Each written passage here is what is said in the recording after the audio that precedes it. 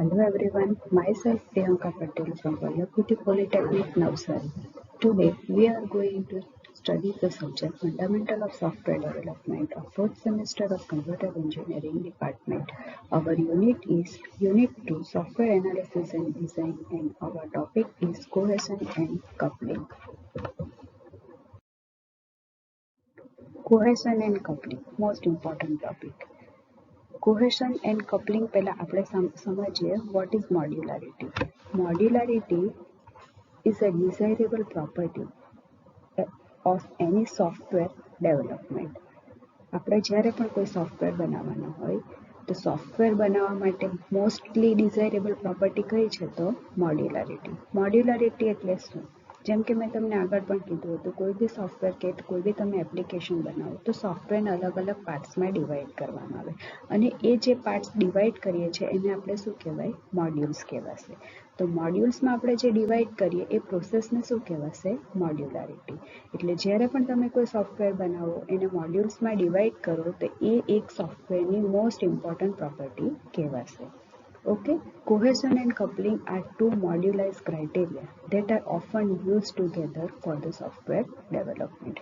હવે જે મોડ્યુલ્સમાં આપણે સોફ્ટવેરને ડિવાઈડ કરીએ છીએ એમાં કોહેશન એન્ડ કપલિંગ જે છે એ પણ એક મોડ્યુલાઇઝ ક્રાઇટેરિયા જ છે કે તમારા જે મોડ્યુલ્સ ડિવાઈડ કરે છે એ મોડ્યુલ ફંક્શનલી અંદર કેવી રીતે કામ કરે છે, સિમ્પલ એક મોડ્યુલ્સની અંદર જેટલા ફંક્શન્સ યુઝ થાય છે એ કેવી રીતે ફંક્શન્સ કામ કરશે અને એક મોડ્યુલ બીજા મોડ્યુલ સાથે કેવી રીતે ડેટા ઇન્ટરચેન્જ કરશે, તો તેને કહેવાશે cohesion and coupling.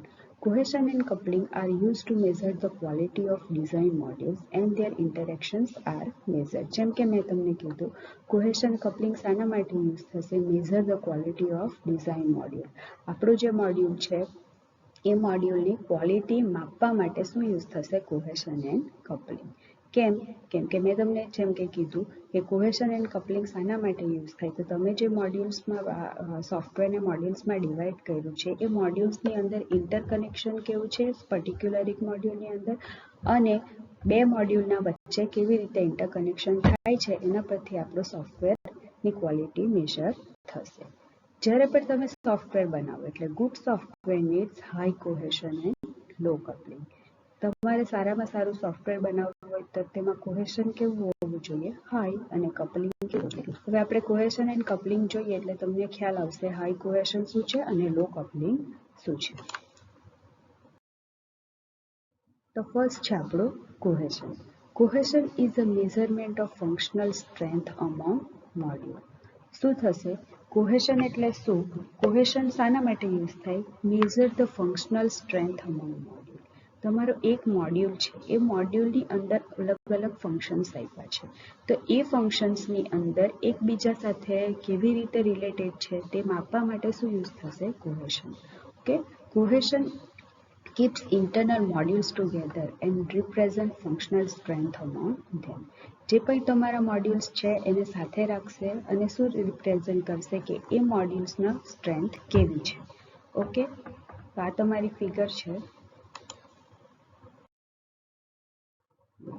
Classification of cohesion. હવે કોહેશન ક્લાસિફિકેશન છે 7 ટાઈપ્સના છે. Coincidental, logical cohesion, temporal cohesion, procedure cohesion, communicational cohesion, sequential cohesion and last is functional cohesion.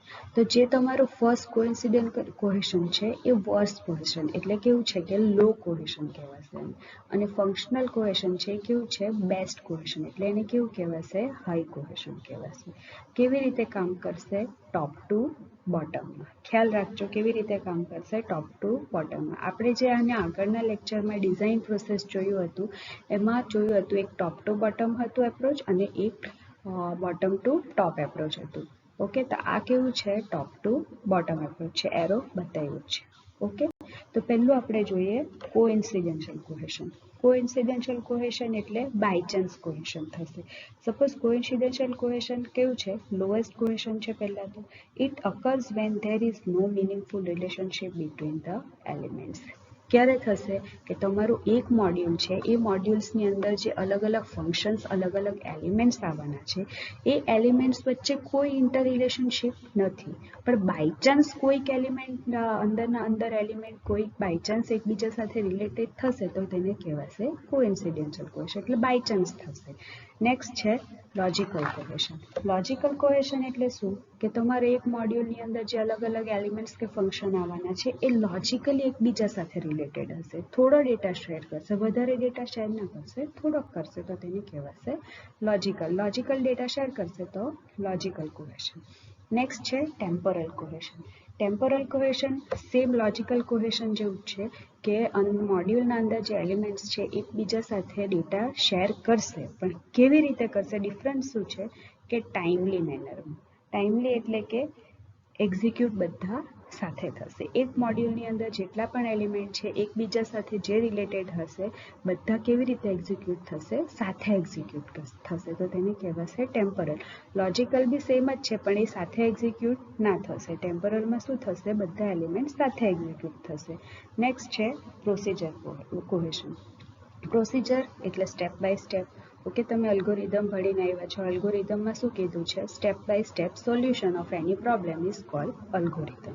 તો સેમ એ જ રીતે પ્રોસિજર કોહેશન બી શું થશે કે તમારા જે મોડ્યુલ્સ છે એ મોડ્યુલની અંદર જે એલિમેન્ટ્સ છે વન બાય વન એક્ઝિક્યુટ થશે. આમાં શું થતા હતા, બધા એલિમેન્ટ્સ સાથે એક્ઝિક્યુટ થતા હતા. પ્રોસિજરમાં શું થશે, વન બાય વન, પહેલાં ફર્સ્ટ એલિમેન્ટ એક્ઝિક્યુટ થશે, ત્યાર પછી સેકન્ડ, ત્યાર પછી થર્ડ અને લાસ્ટમાં તમને આઉટપુટ મળશે તો તેને કહેવાશે પ્રોસિજર. સ્ટેપ બાય સ્ટેપ થશે તો તેને કહેવાશે પ્રોસિજરલ કોહેશન. ઓકે, નેક્સ્ટ છે કમ્યુનિકેશનલ કોહેશન.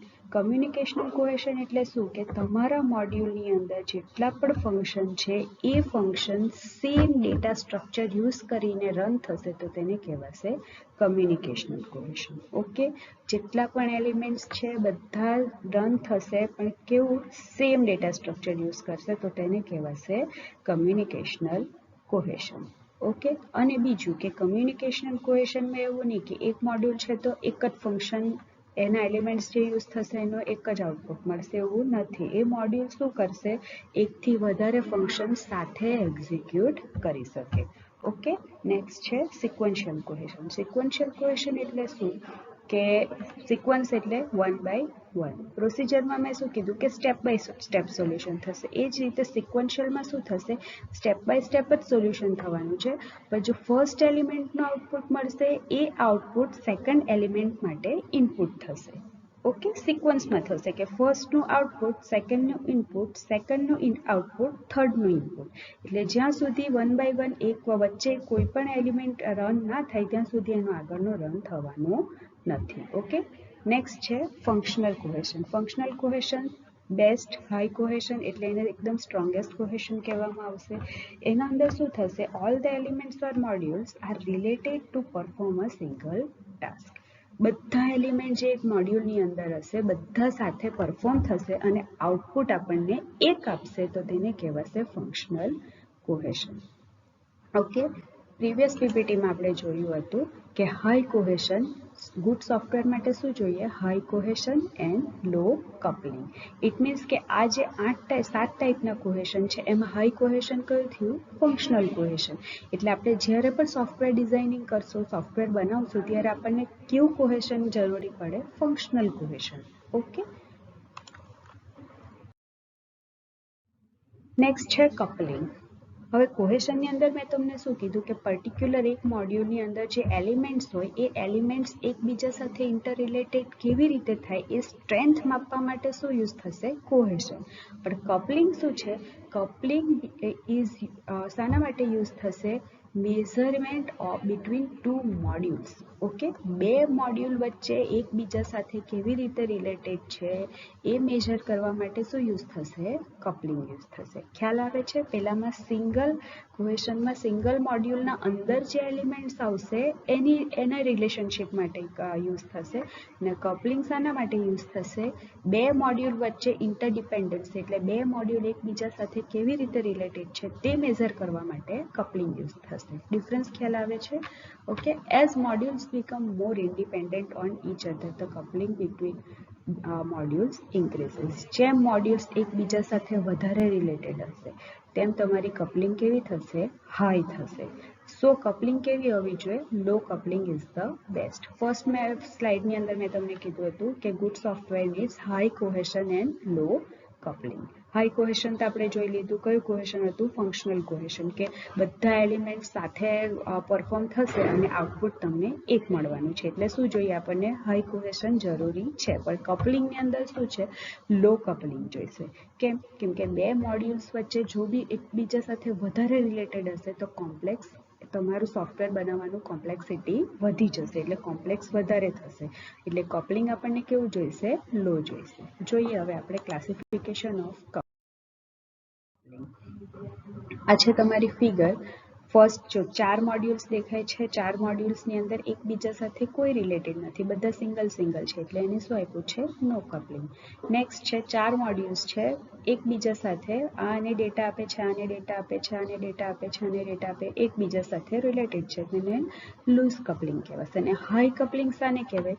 કે બધા એકબીજા સાથે ગમે તેમ ડેટા શેર કરશે, કોઈ આને આપે છે, કોઈ આને આપે છે, કોઈ આના પરથી લે છે, એ રીતે, તો તેને કહેવાશે high coupling. Okay, figure is most. Next આપણે જોઈએ ક્લાસિફિકેશન ઓફ કપલિંગ. ક્લાસિફિકેશન ઓફ કપલિંગમાં 5 ટાઈપ્સનું ક્લાસિફિકેશન થશે: data coupling, stamp coupling, control coupling, common coupling and content coupling.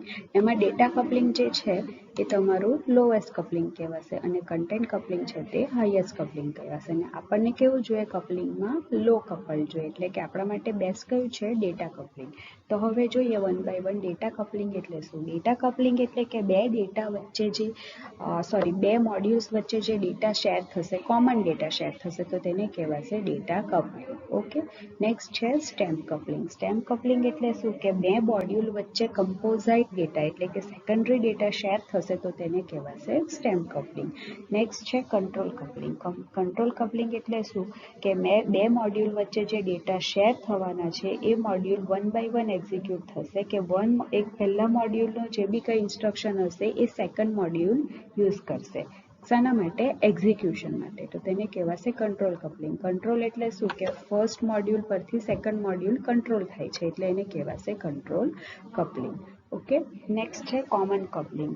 Common coupling એટલે શું? કે જ્યારે બે મોડ્યુલ્સ ગ્લોબલી ડેટા શેર કરશે, એટલે કે તમે ગ્લોબલ ડિક્લેરેશન જે કરો છો એ ડેટા બે મોડ્યુલ વચ્ચે શેર થશે તો તેને કહેવાશે કોમન કપલિંગ. એટલે કે તમે ગ્લોબલ ડેટા ગમે ત્યાં ડિક્લેર કરી દેવાના, પણ એની નીચે જેટલા પણ તમે ફંક્શન્સ યુઝ કરો છો એ બધા ફંક્શનની અંદર એ ડેટા તમે યુઝ કરી શકો, એટલે એને કહેવાશે કોમન કપલિંગ.